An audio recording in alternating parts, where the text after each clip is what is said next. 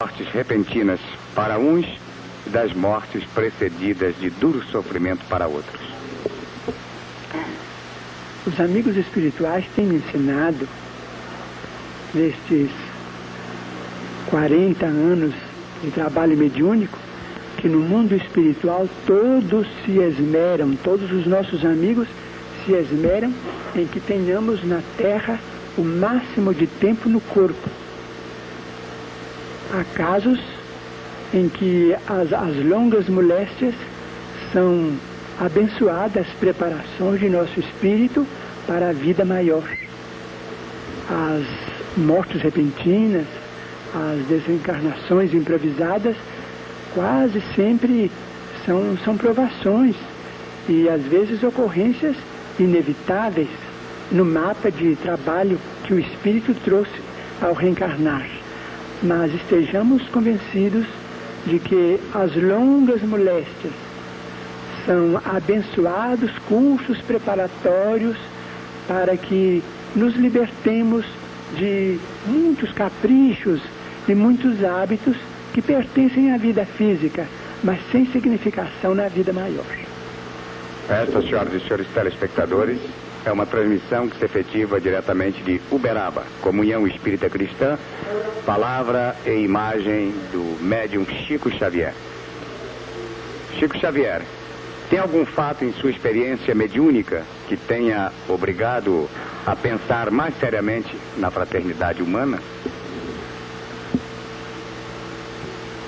Todas as mensagens que temos recebido durante o tempo de nossas singelas atividades na seara mediúnica nos impelem a compreender a necessidade de esforço para que cheguemos à fraternidade verdadeiramente sentida. Mas, respeitando o tempo dos telespectadores e pedindo a sua permissão, lembrarei aqui que um fato ocorreu em minha vida de muita significação. Creio que eu não devia levantar aqui qualquer lance autobiográfico, mas é preciso que recorra um deles para explicar a lição que eu recebi. Em 1939, desencarnou-se um de meus irmãos, José Cândido Xavier, e deixou, sob a nossa responsabilidade, a viúva com 2 filhinhos. A viúva de meu irmão era uma moça extraordinariamente humilde, extraordinariamente bondosa, e em 1941 ela foi acometida de grave distúrbio mental. O assunto é longo e eu vou resumir para que não venhamos a tomar muito tempo. Depois de alguns meses em que a viúva de meu irmão, que sempre consideramos nossa irmã, muito do coração, depois de alguns meses em que ela estava conosco, em casa doente, o caso agravou-se e foi preciso a internação numa casa de saúde mental, o que foi providenciado em Belo Horizonte com o auxílio de médicos amigos da cidade de meu nascimento, Pedro Leopoldo, perto da capital de Minas Gerais. Acompanhei minha cunhada, a quem eu sempre dispensei muita consideração e muito carinho.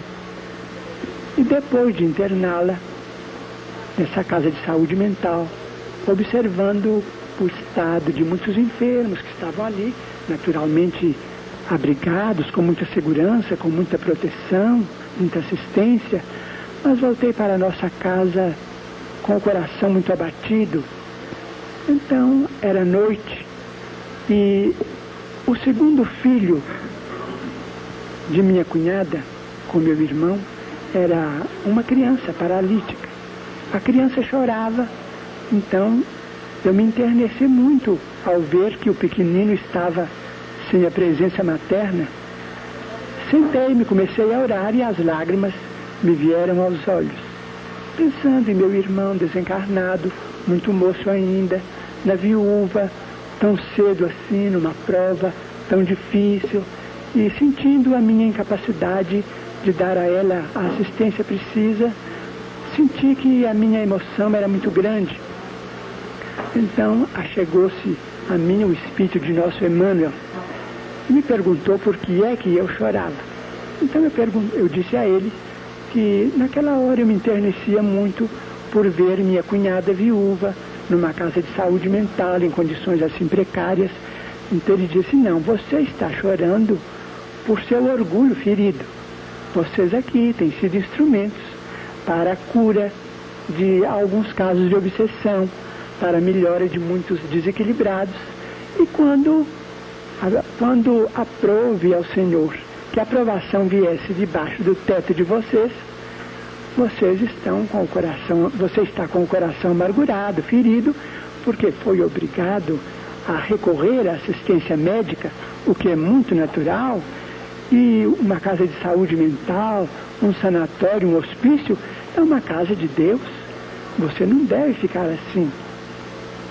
Então eu disse a ele que concordava com ele, mas que eu pedia a ele, como espírito benfeitor, que trouxesse a minha cunhada de volta ao lar, porque a criança, o segundo filho dela, era paralítico, e aquele choro da criança atestava a falta que o pequenino estava sentindo dela.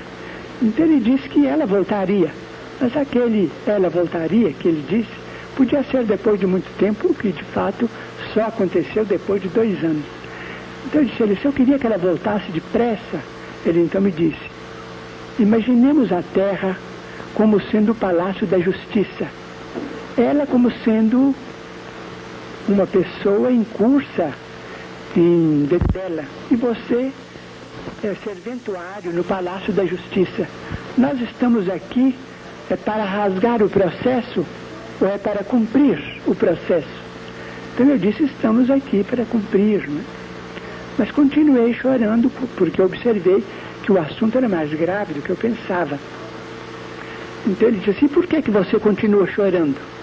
Eu então, querendo me agastar muito indevidamente, porque a minha atitude era desrespeitosa diante de um amigo espiritual tão grande e tão generoso, eu disse: eu estou chorando porque afinal de contas o senhor precisa saber que ela é minha irmã. Então ele disse assim: pois eu me admiro muito, porque antes dela você tinha lá dentro daquela casa 300 irmãs e eu nunca vi você ir lá chorar por nenhuma. A dor Xavier não é maior do que a dor Almeida, do que a dor Pires, do que a dor Soares, a dor de toda a família que tem um doente. Se você então quer seguir a doutrina que você professa, enquanto ao invés de chorar por ela, você tome o lugar dela ao lado da criança que está doente, precisando de calor humano. Substitua a nossa irmã, que assim você vai exercer a fraternidade. Foi uma lição que eu não posso esquecer. Compreendendo-se que Chico Xavier começou com a mediunidade em 1927, como é que consegue perseverar com a mesma ideia no espaço dos últimos 41 anos? Desde o princípio da mediunidade, os espíritos me habituaram à convivência com eles. Eu acredito que isso decorreu de convivência, porque desde os 5 anos de idade, quando perdi a minha mãe no plano material, eu me sinto em contato com os espíritos desencarnados.